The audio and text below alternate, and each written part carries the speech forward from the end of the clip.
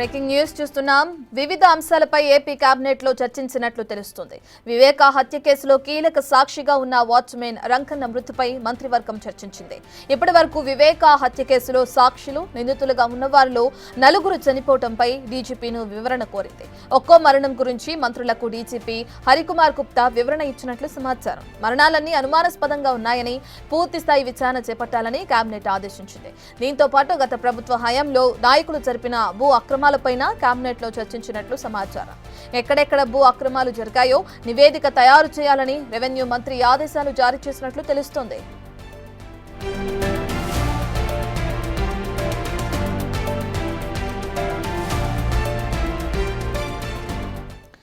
AP cabinet లో చర్చించిన అంశాల గురించి పూర్తి డీటెయిల్స్ అందించడానికి మా ప్రతినిధి శివ అందుబాటులో ఉన్నారు.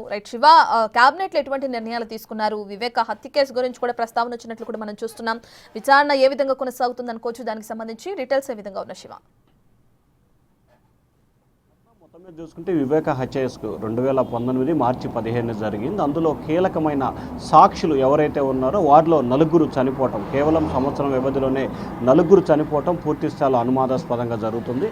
సాక్షులు మామూలుగా చనిపోతున్నారా, లేకపోతే ఏదైనా ప్రయోగం జరిగిందా, లేకపోతే ఏదైనా కారణాలు ఉన్నాయా అనుమానంలో పోలీసులు విచారణ చేయాల్సిన పరిస్థితి ఏర్పడింది. తాజాగా గతంలో అభిషేక్ రెడ్డి, శ్రీనివాస్ రెడ్డి, గంగాధర్ రెడ్డి 3 చనిపోయిన పరిస్థితి కనిపించింది. తాజాగా వాచ్మెన్ రంగయ్య చనిపోయారు. ఆయన గత కొంతకాలంగా కూడా అనారోగ్యంతో ఉన్న పరిస్థితి కనిపించింది. దాంతో పాటుగా ఆయనకి సిబిఐ అధికారులు విచారణ సమయంలో పోసగుచ్చినట్లు, అసలు ఆ రోజు ఏం జరిగింది ఏమిటి అనే దానికి సంబంధించి కూడా పిన్ టు పిన్ మొత్తం కూడా సిబిఐ అధికారులకు చెప్పారు. సో అతనికి ప్రాణహాని ఉందని చెప్పి గమనించిన సిబిఐ అధికారులు అతనికి 2 పోలీసులు కూడా రక్షణ కల్పించారు. కానీ ఆయన 2 రోజుల క్రితం చనిపోవడంతో ఆ పోలీసులు కూడా దాన్ని అనుమానాస్పద మృతిగా కేసు నమోదు చేశారు. ఇప్పటికే ఈ అంశానికి సంబంధించి కూడా కడప ఎస్పీ మాట్లాడుతూ వివేక్ హత్య కేసులో కీలకంగా మారిన 4 సాక్షులు ఒక్కొక్కరిగా చనిపోవడం పలు అనుమానాలు తావిస్తుంది. దానిలో భాగంగానే రంగన్న హత్యకు సంబంధించి హై ప్రొఫెషనల్ హత్యగా తాము భావిస్తున్నాము, అందుకే దీన్ని అనుమానాస్పద మృతిగా కేసు నమోదు చేసి దర్యాప్తు చేస్తున్నామని చెప్పి ఎస్పీ చెప్పారు.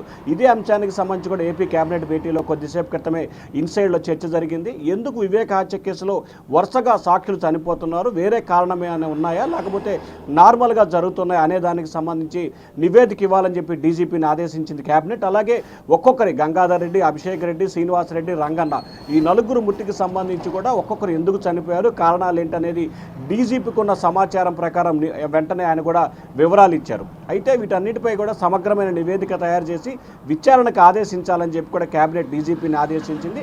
దీంతో పాటుగా ఏదైతే 4 చనిపోయారు, ఈ 4కి సంబంధించి కారణాలు ఏంటి, వేరే కారణాలు ఉన్నాయా, సాక్షులు చనిపోవటం, ఎందుకంటే 6 సంవత్సరాలుగా విచారణ సాగుతున్న దశలో ఒక్కొక్కరుగా సాక్షులు చనిపోతున్న నేపథ్యంలో దీనిపై ప్రత్యేక ఫోకస్ పెట్టి సిబిఐ విచారణ వేగవంతం చేసే దిశగా చర్యలు తీసుకోవాలని చెప్పి కేబినెట్ కూడా అభిప్రాయపడింది. ఇక వివేక హత్య కేసులో సాక్షులు చనిపోవడంతో పాటు గత ప్రభుత్వంలో జరిగిన భూ అక్రమాలకు సంబంధించి కూడా సమగ్రమైన నివేదిక తయారు చేయాలని చెప్పి రెవెన్యూ శాఖ మంత్రికి ఆదేశాలు జారీ చేశారు.